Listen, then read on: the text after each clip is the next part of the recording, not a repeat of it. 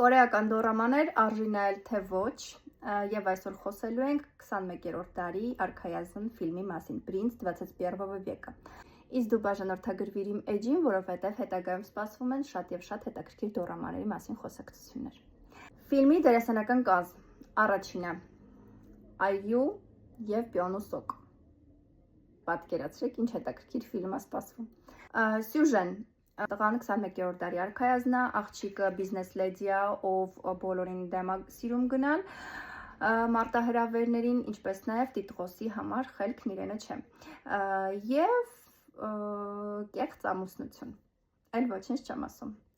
Սիրախաղ. Սիրախաղը դե իհարկե այս ֆիլմում հաստատ չի բացակայելու, շատ են լինելու եւ ռոմանտիկները հաստատ կհավանեն այս ֆիլմը։ Արժի նայել թե ոչ, իհարկե միանշանակ արժի։ Ես այս ֆիլմը շատ հաճույքով նայել եմ